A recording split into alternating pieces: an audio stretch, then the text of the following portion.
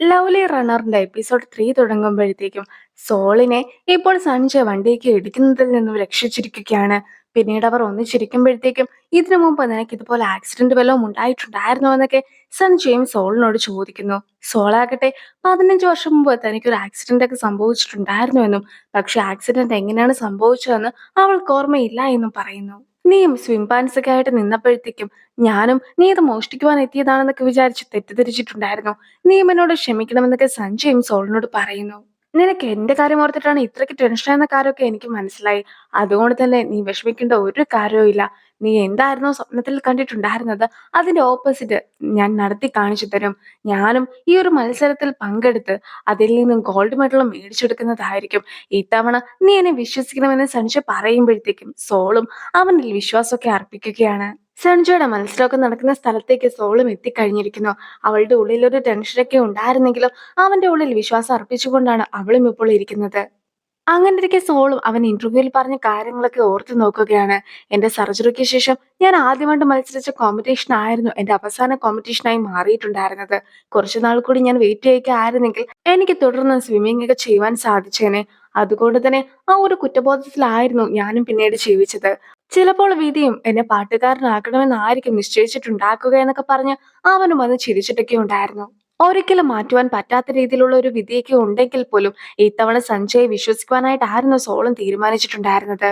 അങ്ങനെ ഇരിക്കെ സോൾ പ്രാർത്ഥിച്ചുകൊണ്ടൊക്കെ ഇരിക്കുമ്പോഴത്തേക്കും സഞ്ജയും ആ ഒരു മത്സരത്തിലൊക്കെ വിജയിക്കുകയാണ്. അത് സോൾ ഒരിക്കലും പ്രതീക്ഷിച്ചിട്ടുണ്ടായിരുന്നില്ല. സോളും ഇപ്പോൾ സഞ്ജയ് കാണുന്ന രീതിയിലൊക്കെ പോയി നിൽക്കുകയാണ്. സഞ്ജയ് അവളെ കണ്ട് കഴിയുമ്പോഴത്തേക്കും തലേദിവസം നടന്ന കാര്യങ്ങൾ ഒന്നും കൂടി സഞ്ജയ് ഓർത്തു നോക്കുന്നു. സഞ്ജയും ഇപ്പോൾ സോളിനെയും കൊണ്ട് വീട് വരെ നടന്നെത്തിയിരിക്കുകയാണ്. ഇതാണ് എന്റെ വീട്. നമ്മൾ ഇത്രയും അടുത്ത് താമസിച്ചിട്ട് പോലും ഇതിനു മുമ്പ് നമ്മൾ ഒരിക്കൽ പോലും കണ്ടിട്ടുണ്ടായിരുന്നില്ലല്ലോ എന്നൊക്കെ സോളും അതിശയത്തോടു കൂടി തന്നെ സഞ്ജയോട് ചോദിക്കുന്നു. അങ്ങനെ അവൾ തിരിച്ച് വീട്ടിലേക്കൊക്കെ പോകുമ്പോഴത്തേക്കും സഞ്ജയും അവൾക്ക് ഫ്ലൈങ് കിസ് ഒക്കെ നൽകുന്നു. ആരും കാണുന്നില്ല എന്ന് വിചാരിച്ചിട്ടായിരുന്നു അവനതൊക്കെ നൽകിയിട്ടുണ്ടായിരുന്നെങ്കിലും അതുവഴി വന്ന ഇൻഹുക്കും അതൊക്കെ കാണുന്നു. അവനത് കണ്ടു എന്ന് മനസ്സിലാക്കുമ്പോൾ സഞ്ജയ് ഇൻഹുക്കിനും ഫ്ലൈങ് കിസ് ഒക്കെ നൽകുന്നു. ഈ സോള് കുറെ കാലം ടൈസങ്ങിന്റെ പിറകെയൊക്കെ നടന്നതല്ല എന്ന് ഇൻഹുക്ക് ചോദിക്കുമ്പോഴത്തേക്കും ഇപ്പോൾ അവൾ അങ്ങനെ പോകാറൊന്നുമില്ല. ഇപ്പോൾ ആകട്ടെ അവൾ എന്റെ പിന്നാലെയാണ് വരുന്നത്. അവളും എന്റെ ഫാനാണെന്നൊക്കെ പറഞ്ഞിട്ടുണ്ട് എന്ന് സഞ്ജയും സന്തോഷത്തോടു കൂടി തന്നെ പറയുന്നു. പക്ഷെ ഫാൻ എന്ന് പറയുന്നതും ഇഷ്ടമാണെന്ന് പറയുന്നതും രണ്ടും രണ്ടല്ലേ. ടൈസങ്ങിന്റെ അടുത്ത് അവൾ ഇഷ്ടമാണെന്നാണ് പറഞ്ഞത്, നിന്റെ അടുത്ത് ഫാനാണെന്നും. ഇത്രയും കാലമായിട്ടും നിനക്കതൊന്നും മനസ്സിലാക്കുവാനുള്ള ബോധമൊന്നും വന്നിട്ടില്ല എന്നൊക്കെ ഇൻഹുക്കും അവന്റെ അടുത്ത് ചോദിക്കുന്നു. അതിനിപ്പോ എന്താ ഇത്ര കുഴപ്പം, അവര് ഡേറ്റ് ഒന്നും ചെയ്യുക അല്ലല്ലോ എന്ന് സഞ്ജയും മറുപടി നൽകുകയാണ്. നീ ഇന്നേ വരെ ഒരു ഗേൾസിനെയും പ്രപ്പോസ് ചെയ്തിട്ടില്ലല്ലോ. അങ്ങനെ ഇരിക്കെ നിനക്ക് അവളോട് ഇഷ്ടമൊക്കെ തുറന്നു പറയുവാനായിട്ട് സാധിക്കുമോ എന്നൊക്കെ എനിക്കൊക്കെ സംശയിക്കുമ്പോഴത്തേക്കും ഞാൻ കുട്ടിയായിരിക്കുന്ന സമയത്ത് എക്സ്പീരിയൻസ് ഒന്നും ഇല്ലാതെ പോലും ഞാൻ നല്ല രീതിയിലൊക്കെ നടന്നു തുടങ്ങിയിട്ടുണ്ടായിരുന്നു. അതുകൊണ്ട് തന്നെ അച്ഛനും എപ്പോഴും എന്നോട് അതേ കാര്യം തന്നെയാണ് പറയുക. എക്സ്പീരിയൻസ് ഇല്ലെങ്കിൽ പോലും ഫസ്റ്റ് ട്രയൽ തന്നെ എനിക്കെല്ലാം ചെയ്യുവാനായിട്ട് കഴിയുമെന്ന്. അതുപോലെ തന്നെ ഈ ഒരു കാര്യവും ഞാൻ നന്നായി തന്നെ ചെയ്യുന്നതായിരിക്കും. നീ നോക്കിക്കോ, നാളെ എനിക്ക് മെഡലൊക്കെ ഒന്ന് കിട്ടിക്കോട്ടെ. അത് കിട്ടിക്കഴിഞ്ഞാൽ ഞാനും അവളോട് ഇഷ്ടം തുറന്ന് പറയുന്നതായിരിക്കുമെന്ന് സഞ്ജയും ഉറപ്പ് നൽകുന്നു. നീ അങ്ങനെ വെറുതെ ഒരാളോട് ഇഷ്ടമൊന്നും പറഞ്ഞാൽ അയാൾ സമ്മതിക്കുകയില്ല. ടൈമിംഗ് ആണ് ഏറ്റവും ഇമ്പോർട്ടന്റ് ആയിട്ടുള്ള കാര്യമെന്ന് ഇൻഹുക്കും അവന് പറഞ്ഞു കൊടുത്തിട്ടൊക്കെ ഉണ്ടായിരുന്നു. ഇപ്പോൾ ആ ഒരു മത്സരമൊക്കെ വീണ്ടും കാണിക്കുമ്പോഴത്തേക്കും സഞ്ജയും ഫസ്റ്റ് കേട്ട് നിൽക്കുകയാണ്. സഞ്ജയും സോളും കൂടി ഇപ്പോൾ വെളിയിലൂടെയൊക്കെ നടക്കുകയാണ്. അങ്ങനെ ഇരിക്കെ സഞ്ജയുടെ മത്സരമൊക്കെ കാണുവാനായിട്ട് അച്ഛനും എത്തിയിട്ടുണ്ടായിരുന്നു. നിനക്ക് അച്ഛന്റെ അടുത്തേക്ക് മടങ്ങി പോകേണ്ടേ എന്നും ഇപ്പോൾ നിന്റെ തോളിന് എങ്ങനെ ഉണ്ട് എന്നുമൊക്കെ സോളും അവന്റെ അടുത്ത് ചോദിക്കുന്നു. പക്ഷെ അവനാകട്ടെ അതെല്ലാം തന്നെ കുഴപ്പമില്ല എന്നൊക്കെ പറഞ്ഞ് അവളുടെ ഒപ്പം നടക്കുകയാണ്. ഇനി അവന് മൂഡ് ശരിയല്ലാഞ്ഞിട്ടായിരിക്കുമോ ഇങ്ങനെ നടന്നിട്ടുണ്ടാക്കുക എന്നൊക്കെയാണ് അവളും സംശയിക്കുന്നത്. അങ്ങനെ ഇരിക്കെ അവനും നമുക്ക് ഒന്നിച്ച് എവിടെയെങ്കിലും പോയി ഫുഡൊക്കെ കഴിച്ചാലോ എന്ന് ചോദിക്കുമ്പോഴത്തേക്കും അവന് വിശന്നിട്ടായിരിക്കും ഇപ്പോൾ പുറത്തേക്കൊക്കെ ഇറങ്ങിയിട്ടുണ്ടാക്കുക എന്നൊക്കെ സോളും ഓർക്കുന്നു. അങ്ങനെ അവന്റെ ഒപ്പം ഫുഡ് കഴിക്കാമെന്ന് സമ്മതിക്കുന്നു. വളരെ ഫേമസ് ആയിട്ടുള്ള ഒരു റെസ്റ്റോറന്റിന്റെ മുമ്പിലൊക്കെ സണിജ എത്തിയതിനു ശേഷം അവിടെ കയറാമെന്നൊക്കെ പറയുമ്പോഴത്തേക്കും സോളാകട്ടെ ആ ഒരു റെസ്റ്റോറന്റ് കണ്ടിട്ട് കൂടി ഉണ്ടായിരുന്നില്ല. മറിച്ച് കുറച്ച് അപ്പുറത്തുള്ള മറ്റൊരു റെസ്റ്റോറന്റിലേക്ക് അവളും ഓടിക്കേറുന്നു. നല്ലൊരു ഡേറ്റിംഗ് സ്പോട്ടൊക്കെ തപ്പിയിട്ടായിരുന്നു സഞ്ജയും നടന്നിട്ടുണ്ടായിരുന്നത്. പക്ഷെ നടന്ന് നടന്ന് ഒടുവിലായിട്ട് അവൻ എത്തിയിരിക്കുന്നതും നിറയെ ആൾക്കാരുള്ള ഒരു കടയിലൊക്കെയാണ്. അങ്ങനെ അവർക്ക് കഴിക്കുവാനായിട്ട് ഫുഡൊക്കെ കിട്ടി കഴിയുമ്പോഴത്തേക്കും സഞ്ജയുടെ ഫുഡിലായിരുന്നു കൂടുതൽ മീറ്റൊക്കെ ഉണ്ടായിരുന്നത്. അവനും ആ ഒരു ഫുഡൊക്കെ സോൾഡും നൽകുന്നു. അത് കാണുന്ന അവളാകട്ടെ ഒരു ഫാനിന് പോലും ലഭിക്കാത്ത അത്രയും സൗഭാഗ്യമാണ് തനിക്കിപ്പോൾ ലഭിച്ചിട്ടുള്ളതെന്നൊക്കെയാണ് പറയുന്നത്. ഈ ഒരു സമയത്തും നേരത്തെ ഇൻഹുക്ക് പറഞ്ഞ ഒരു കാര്യമായിരുന്നു സഞ്ജയുടെ മനസ്സിലേക്ക് വരുന്നത്. അതായത് ഒരാളുടെ ഫാനായിട്ട് ഇരിക്കുക എന്നതും ഒരാളെ റൊമാന്റിക് ആയിട്ട് ഇഷ്ടപ്പെടുക എന്നതും രണ്ടാണെന്നുള്ളത്. അതുകൊണ്ട് തന്നെ ടൈസങ്ങിനെ കുറിച്ച് കൂടി ഇപ്പോൾ സഞ്ജ അവളുടെ അടുത്ത് ചോദിക്കുന്നു. ബാൻഡ് ഗ്രൂപ്പിലെ ടൈസങ്ങിലെ നിനക്ക് അവന്റെ അടുത്ത് പ്രണയമാണോ അതോ നീ അവന്റെ ഫാനാണോ എന്നൊക്കെ സഞ്ജു ചോദിക്കുമ്പോഴത്തേക്കും അതൊക്കെ കഴിഞ്ഞ കാര്യങ്ങളല്ലേ എന്നായിരുന്നു സോളിന്റെ മറുപടി. അത് കേൾക്കുന്ന അവനും അതൊരു ചാൻസ് ആയിട്ട് കണ്ട് ഹാപ്പി ആയിട്ട് ഫുഡൊക്കെ കഴിക്കുകയാണ്. പിന്നീട് അവർ നടന്നു വരുമ്പോഴത്തേക്കും ഈ ഒരു ഫുഡൊക്കെ മേടിച്ചു കൊടുത്തിട്ടുണ്ടായിരുന്നത് സഞ്ജയാണല്ലോ. അതുകൊണ്ട് തന്നെ അടുത്ത തവണ ഫുഡൊക്കെ മേടിച്ചു തരാമെന്ന് സോളും അവനോട് പറയുന്നു. ആ ഒരു വഴിയൊക്കെ കാണുവാൻ വളരെയധികം ഭംഗിയുണ്ടെന്നൊക്കെ പറഞ്ഞ് അവൾ നിൽക്കുമ്പോഴത്തേക്കും ഇതായിരിക്കും കറക്റ്റ് ആയിട്ടുള്ള ടൈമിംഗ് എന്ന് അവനും മനസ്സിലാക്കുന്നു. എന്നാൽ പിന്നെ ഉള്ളിലെ ഇഷ്ടമൊക്കെ തുറന്നു പറഞ്ഞേക്കാമെന്ന് വിചാരിച്ചുകൊണ്ട് സഞ്ജയ് ഇരിക്കുമ്പോഴത്തേക്കും ആയിരുന്നു അവളും നിന്റെ കയ്യിൽ ഒരു 50 സെന്റ് ഒക്കെ എടുക്കുവാനുണ്ടോ എന്ന് അവന്റെ അടുത്ത് ചോദിക്കുന്നത്. അവനും പോക്കറ്റിലുണ്ടായിരുന്ന ചില്ലറ പൈസ ഒക്കെ എടുത്തിട്ട് അവളുടെ കയ്യിൽ കൊടുക്കുമ്പോഴത്തേക്കും അവളും കുറച്ച് അകലെ ഉണ്ടായിരുന്ന ഒരു ഫോട്ടോ സ്റ്റുഡിയോ ഒക്കെ ചൂണ്ടിക്കാണിക്കുന്നു. നമുക്ക് രണ്ടുപേർക്കും കൂടി അവിടെ പോയി ഫോട്ടോസ് ഒക്കെ എടുത്താലോ എന്ന് അവൾ ചോദിക്കുകയാണ്. ഫാൻസ് അവന്റെ കൂടെ നിന്ന് സെൽഫി എടുക്കുകയും അവന്റെ ഓട്ടോഗ്രാഫ് ഒക്കെ മേടിക്കുകയും ചെയ്തിട്ടൊക്കെ ഉണ്ടായിരുന്നല്ലോ. പക്ഷെ അങ്ങനെ ഒരു സൗഭാഗ്യമൊന്നും സോളിന് ലഭിച്ചിട്ടേ ഉണ്ടായിരുന്നില്ല. അതുകൊണ്ട് തന്നെ ഇപ്പോൾ ടൈം ട്രാവൽ ചെയ്തെത്തിയ അവളും കിട്ടാതെ പോയ ആ ഒരു ഫോട്ടോസ് ഒക്കെ എടുക്കുവാനായിട്ടാണ് ശ്രമിക്കുന്നത്. എനിക്ക് ഫോട്ടോസ് ഒന്നും എടുക്കുന്നത് അത്രയ്ക്ക് ഇഷ്ടമുള്ള കാര്യമല്ല എന്നൊക്കെ സഞ്ജു പറയുമ്പോഴത്തേക്കും അവളുടെ മുഖം മൊത്തത്തിലൊന്നും വാടുകയാണ്. അത് ശ്രദ്ധിക്കുന്ന അവനും ഇപ്പോൾ ഭയങ്കര വെയിലല്ലേ, നമുക്കും ആ ഫോട്ടോ സ്റ്റുഡിയോയ്ക്ക് അകത്ത് പോയി ഇരിക്കാമെന്നൊക്കെ പറഞ്ഞുകൊണ്ട് അവളെയും കൂട്ടിക്കൊണ്ടു പോകുന്നു. സഞ്ജയ്ക്കും ശരിക്കും ഫോട്ടോയ്ക്കൊന്നും പോസ് ചെയ്യുവാനായിട്ട് അറിയുകയില്ലായിരുന്നു. അങ്ങനെയിരിക്കെ അവനും എങ്ങനെയൊക്കെയോ ഫോട്ടോസ് ഒക്കെ രണ്ടെണ്ണം എടുത്ത് കഴിയുമ്പോഴത്തേക്കും അവളും ഒരു ഹേർട്ടിന്റെ സിമ്പലൊക്കെ കൈകൊണ്ട് വെക്കാമോ എന്ന് ചോദിക്കുകയാണ്. പക്ഷെ അത് കേൾക്കുന്ന അവനും അവളെ കളിയാക്കുന്നുണ്ടെങ്കിലും ഫോട്ടോ ഒക്കെ എടുക്കാറാകുമ്പോഴത്തേക്കും അവൻ അവളുടെ മുഖത്ത് കൈവച്ചൊരു ഹേർട്ടൊക്കെ വെക്കുന്നു. അങ്ങനെ അവർ പരസ്പരം നോക്കി നിൽക്കുന്ന സമയത്ത് ഇതാണ് ടൈമിംഗ് എന്നൊക്കെ മനസ്സിലാക്കുന്ന അവനും ഒന്ന് പ്രപ്പോസ് ചെയ്താലോ എന്നൊക്കെ വിചാരിച്ചിരിക്കുമ്പോഴത്തേക്കും ആയിരുന്നു പെട്ടെന്ന് അവരുടെ ഫോട്ടോസ് ഒക്കെ വന്നു എന്ന നോട്ടിഫിക്കേഷനൊക്കെ അവളും കേൾക്കുന്നത്. അങ്ങനെ അവളും ആ ഫോട്ടോസ് ഒക്കെ നോക്കി അത് വളരെ ക്യൂട്ടാണെന്ന് പറഞ്ഞിരിക്കുന്നു. തിരിച്ചു പോകുവാനായിട്ട് അവർ രണ്ടുപേരും കൂടി ബസ്സിലൊക്കെ ഇരിക്കുമ്പോഴത്തേക്കും നീയും അവളോട് കാര്യങ്ങളൊക്കെ തുറന്നു പറഞ്ഞു എന്ന് ചോദിച്ചിട്ടുള്ള ഇൻഹുക്കിന്റെ ഒരു മെസ്സേജ് ഒക്കെ അവനും കാണുകയാണ്. പക്ഷെ ഒന്നും പറയാത്തത് കൊണ്ട് തന്നെ അതിന് റിപ്ലൈയും അവൻ നൽകുന്നില്ല. ഇപ്പോഴാണെങ്കിൽ ബസ്സിൽ തിരിച്ചു പോകുവാനായിട്ട് ഒന്നിച്ചിരിക്കുകയാണ്. ഇതാണ് പറ്റിയ സന്ദർഭം എന്ന് മനസ്സിലാക്കുന്ന അവനും അവളോട് സംസാരിക്കുവാനായിട്ട് തുടങ്ങുമ്പോഴത്തേക്കും നീ ഒന്നും മിണ്ടരുതെന്നായിരുന്നു അവളും പറയുന്നത്. അതായത് അവൾക്കും റെസ്റ്റ് റൂമിലൊക്കെ പോകുവാനായിട്ട് ഇരിക്കുകയായിരുന്നു. പക്ഷെ വണ്ടിയാകട്ടെ ഒരു ചെറിയ ആക്സിഡന്റിന്റെ മുമ്പിലൊക്കെ ആയിട്ട് നിർത്തിയിട്ടിരിക്കുകയാണ്. അതുകൊണ്ട് തന്നെ മുന്നോട്ട് പോകുവാൻ സാധിക്കാതെ ഡ്രൈവറും ആശയക്കുഴപ്പത്തിലായിട്ടിരിക്കുന്നു. എങ്ങനെയാണ് വണ്ടിക്കാരന്റെ അടുത്ത് ഈ ഒരു കാര്യമൊക്കെ പറയുക എന്നറിയാതെ അവൾ ഇരിക്കുമ്പോഴത്തേക്കുമാണ് കുറച്ചടുത്തുണ്ടായിരുന്ന ഒരു അമ്മേനെയും കുഞ്ഞിനെയും അവളും ശ്രദ്ധിക്കുന്നത്. അതിലെ കുഞ്ഞിനാകട്ടെ ഇതുപോലെ റെസ്റ്റ് റൂമിലൊക്കെ പോകണമെന്ന് പറഞ്ഞ് വാശി പിടിക്കുമ്പോഴത്തേക്കും അമ്മയും വണ്ടിക്കാരനോട് അടുത്ത ഏതെങ്കിലും റെസ്റ്റ് റൂമൊക്കെ ഉണ്ടെങ്കിൽ വണ്ടി നിർത്താമോ എന്നൊക്കെ ചോദിക്കുന്നുണ്ട്. പക്ഷെ വണ്ടിക്കാരനാകട്ടെ അത്രയും ദൂരമൊന്നും തനിക്ക് പോകുവാനായിട്ട് സാധിക്കുകയില്ല എന്നൊക്കെ അറിയിക്കുന്നു. എങ്കിലും ആ ഒരു കുട്ടിക്ക് വാശി പിടിച്ച് കരയുന്നത് കൊണ്ട് തന്നെ ആ കുട്ടിക്ക് വേണ്ടിയിട്ട് വണ്ടി സ്റ്റോപ്പ് ചെയ്യുമെന്നൊക്കെ ഓർത്തുകൊണ്ട് സോൾ ഇരിക്കുമ്പോഴത്തേക്കുമാണ് അമ്മയും കയ്യിലുണ്ടായിരുന്ന ഒരു കുപ്പിയൊക്കെ എടുത്തിട്ട് ഇതിൽ കാര്യം സാധിച്ചു എന്ന് പറഞ്ഞുകൊണ്ട് ആ കുട്ടിക്ക് നേരെ നീട്ടുന്നത്. അങ്ങനെ ഫുൾ കയ്യിന്ന് പോയിട്ട് ഇരിക്കുമ്പോഴത്തേക്കും പെട്ടെന്ന് തന്നെ സഞ്ജയും തനിക്ക് അത്യാവശ്യമായിട്ട് ഇവിടെ ഇറങ്ങേണ്ടതായിട്ടുണ്ടെന്നൊക്കെ പറയുകയാണ്. അങ്ങനെ കാര്യമൊക്കെ മനസ്സിലാക്കുന്ന ഡ്രൈവറും ഒരു സൈഡിലായിട്ടൊക്കെ വണ്ടി നിർത്തി കൊടുക്കുന്നു. ഒഴിഞ്ഞ പ്രദേശമൊക്കെ ആയിരുന്നത് കൊണ്ട് തന്നെ അവന്റെ കയ്യിൽ ഒരു ടോർച്ചും കൂടി ഡ്രൈവർ നൽകുന്നുണ്ട്. അങ്ങനെ അവൻ ഇറങ്ങുന്നതിന് മുമ്പായിട്ട് ഓടി ഇറങ്ങുന്നത് സോളായിരുന്നു. സോളും നിന്റെ കാര്യമൊക്കെ നടക്കട്ടെ എന്നൊക്കെ പറയുന്നുണ്ടെങ്കിൽ പോലും ശരിക്കും സഞ്ജയ്ക്ക് ആവശ്യമുണ്ടായിട്ടല്ല വണ്ടിയൊക്കെ നിർത്തിച്ചിട്ടുണ്ടായിരുന്നത്.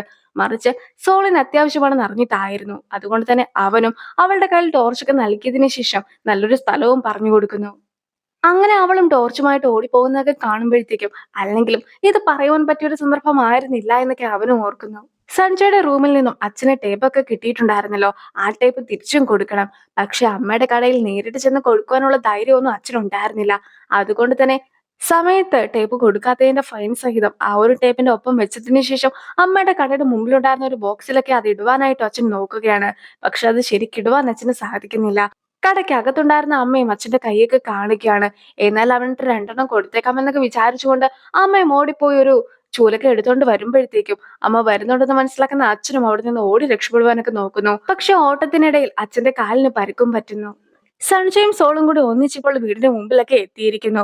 സൺഷയോട് ഇന്ന് നീ നന്നായി തന്നെ വർക്കൊക്കെ ചെയ്തിട്ടുണ്ടായിരുന്നു എന്ന് പറഞ്ഞ് അവനൊരു കൺഗ്രാചുലേഷൻ ഒക്കെ സോൾ നൽകുമ്പോഴത്തേക്കും സൺഷയുടെ പ്രോഗ്രാം കാണുവാനായിട്ട് എത്തിയതിൽ സോളിന്റെ അടുത്ത് സൺഷയും നന്ദി പറയുന്നു. നമ്മൾ രണ്ടുപേരുമുള്ളത് രണ്ട് കാലഘട്ടത്തിലാണെങ്കിൽ പോലും കാലഘട്ടവും സ്പേസും എല്ലാം തന്നെ മറന്നിട്ട് നിന്നെ കാണുവാനായിട്ട് ഞാൻ എത്തുന്നതായിരിക്കുമെന്നൊക്കെ സോളും സൺഷയോട് പറയുകയാണ്. ഞാൻ നിന്റെ ഫാനാണെന്നൊക്കെ പറഞ്ഞിട്ടുള്ളതല്ല എന്ന് സോൾ ചോദിക്കുമ്പോഴത്തേക്കും ഇനിയും നീ എന്റെ ഫാനായിട്ടൊന്നും ഇരിക്കേണ്ടതില്ല എന്നാണ് സോളിന്റെ അടുത്ത് സഞ്ജയ് പറയുന്നത്.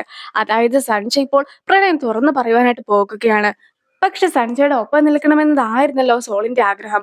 അതുകൊണ്ട് തന്നെ അവൻ എന്തെങ്കിലും പറയുന്നതിന് മുമ്പായിട്ട് തന്നെ അവന്റെ ഇടയ്ക്ക് കയറിയിട്ട് നമുക്ക് നല്ല ഫ്രണ്ട്സ് ആയിട്ട് ഇരുന്നാലോ എന്നൊക്കെ അവനോടും ചോദിക്കുകയാണ്.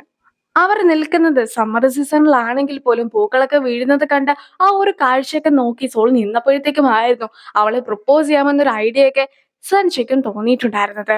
പക്ഷെ ആ ഒരു പൂക്കളൊന്നും യഥാർത്ഥത്തിൽ വീണതായിരുന്നില്ല, മറിച്ച് അവനെ പ്രപ്പോസ് ചെയ്യുവാനായിട്ടുള്ള ഒരു അവസരമൊക്കെ ഇൻഹുക്കായിട്ട് ഒരുക്കി കൊടുത്തതായിരുന്നു. എന്റെ മെസ്സേജിന് നീ റിപ്ലൈ തരാതിരുന്നപ്പോഴേ എനിക്ക് തോന്നി നീ ഒരു കാര്യങ്ങളും അവളുടെ അടുത്ത് പറഞ്ഞിട്ടില്ല എന്ന്. അതുകൊണ്ടായിരുന്നു ഞാൻ അത്രയ്ക്ക് റൊമാൻറ്റിക് മൂഡൊക്കെ സെറ്റ് ചെയ്ത് തന്നിട്ടുണ്ടായിരുന്നതും. പക്ഷെ നീ ആകട്ടെ എല്ലാം കൊണ്ടുപോയി നശിപ്പിച്ചു. ഇനി നീ എന്റെ ഫാനായിട്ട് തുടരണ്ട. ഇങ്ങനൊരു ഡയലോഗൊക്കെ ആരെങ്കിലും പറയുമോ എന്ന് ചോദിച്ചുകൊണ്ട് ഇൻഹുക്കും സഞ്ജയനെ കുറ്റപ്പെടുത്തുമ്പോഴത്തേക്കും സഞ്ജയ് ആകട്ടെ അവൾ പറഞ്ഞ കാര്യങ്ങളൊക്കെ ഓർത്തുകൊണ്ട് കിടക്കുകയാണ്. പിറ്റേ ദിവസവും സഞ്ജയ് പ്രാക്ടീസ് ഒക്കെ ചെയ്യുകയാണ്. പക്ഷെ പ്രാക്ടീസ് ചെയ്യുന്നതിനിടയിലാകട്ടെ അവന് ശരിക്കും നീന്തുവാനായിട്ട് സാധിക്കാതെ മുങ്ങിയൊക്കെ പോകുന്നു. സോളും സഞ്ജയ് എവിടെയാണെന്നൊക്കെ അന്വേഷിച്ചുകൊണ്ട് സ്വിമ്മിംഗ് പൂളിന്റെ അടുത്തായിട്ട് ഒളിഞ്ഞു നോക്കുകയായിരുന്നു. അങ്ങനെ ഇരിക്കെ അവിടേക്ക് ടൈസൺ കൂടി എത്തുന്നു. നീ എന്നെ കാണുവാനായിട്ടായിരിക്കും സ്കൂളിലേക്ക് എത്തിയെന്നൊക്കെയാണ് ഞാൻ വിചാരിച്ചത്. പക്ഷെ ഇങ്ങനെ ഇവരെ ഒളിഞ്ഞു നോക്കുന്ന ഒരു ശീലം കൂടി നിനക്കുണ്ടെന്ന് ഇപ്പോഴാണ് എനിക്ക് മനസ്സിലായതെന്നൊക്കെ ടൈസങ്ങും അവളുടെ അടുത്ത് പറയുന്നു. എനിക്ക് നിന്നെക്കാളും ജീവിതാനുഭവം ഒക്കെ ഉള്ളത് കൊണ്ട് പറയുകയാണ്. ഇപ്പോൾ പഠിക്കേണ്ട സമയമാണ്. ഇപ്പോൾ നീ ശരിക്കും പഠിച്ചില്ല എങ്കിൽ പിന്നീട് ഒരു കാലത്ത് ഞാൻ പണ്ട് നന്നായിട്ട് പഠിക്കുകയായിരുന്നെങ്കിൽ എന്ന് പറഞ്ഞിട്ട് ഒരു കാര്യവും ഇല്ല.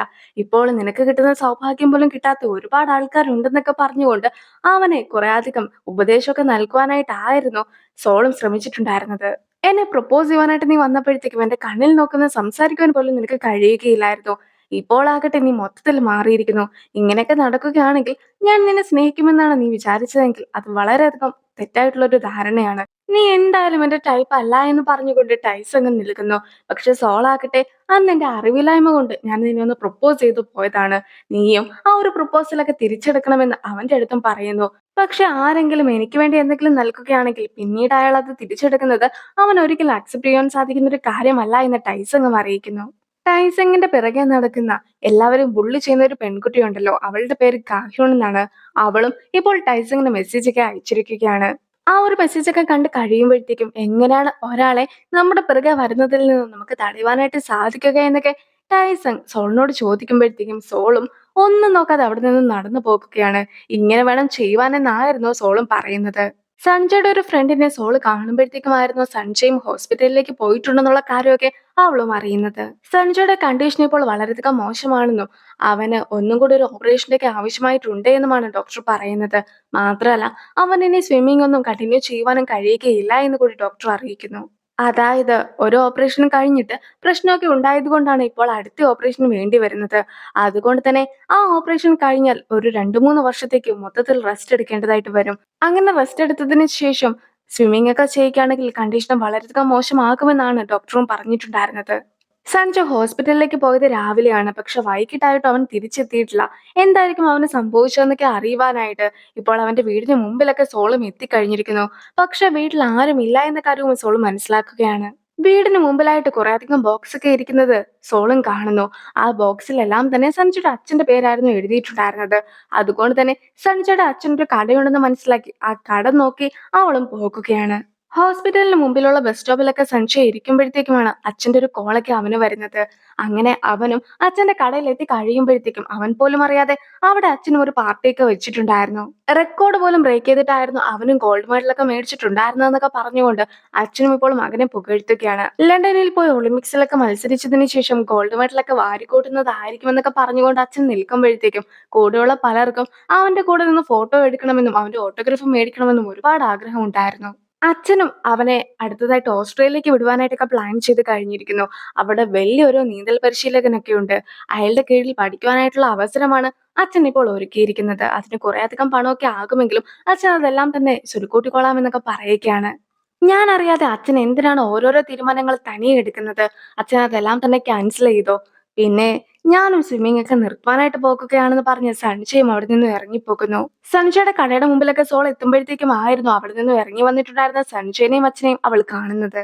"നീ എന്തിനാണ് സ്വിമ്മിംഗ് ഒക്കെ നിർത്തുന്നതെന്ന്" അച്ഛൻ ചോദിക്കുമ്പോഴത്തേക്കും അവനും യഥാർത്ഥത്തിലുള്ള കാരണം പറയാതെ അതിന് പകരമായിട്ട് അവന് സ്വിമ്മിംഗ് ഒക്കെ മടുത്തിരിക്കുന്നു. ഒരുപാട് ടഫായിട്ടാണ് പ്രാക്ടീസ് ഒക്കെ പോകുന്നത്.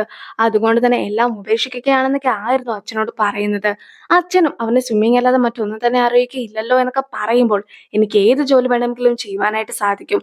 അഥവാ എനിക്ക് ജോലിയൊന്നും കിട്ടിയില്ലെങ്കിൽ ഞാൻ ഈ റെസ്റ്റോറന്റിലാണെങ്കിലും ജോലി എടുത്തോളാമെന്ന്" സഞ്ജയൻ പറയുന്നു. അത് കേൾക്കുന്ന അച്ഛനും ആകെ ദേഷ്യം വന്ന് അവനെ തല്ലുന്നു. "നീ എങ്ങാനും സ്വിമ്മിംഗ് നിർത്തുകയാണെങ്കിൽ പിന്നെ ഒരിക്കലും നീ വീട്ടിലേക്ക് വന്നേക്കരുതെന്നൊക്കെ" അച്ഛൻ പറയുമ്പോഴത്തേക്കും സഞ്ജയും അവിടെ നിന്ന് പോകുവാനൊക്കെ നോക്കുന്നു. അങ്ങനെയിരിക്കെ വഴിയിൽ നിന്നിട്ടുണ്ടായിരുന്ന സോളിനെയും അവൻ കാണുകയാണ്. പക്ഷെ അവളോടും ഒന്നും മിണ്ടാതെ അവൻ പോകുന്നു. അപ്പോൾ ആ ഒരു സീനോട് കൂടി ഈ ഒരു വീഡിയോ അവസാനിപ്പിക്കുകയാണ്. അടുത്തൊരു വീഡിയോ ആയിട്ട് എത്രയും വേഗം കാണാം. ബൈ.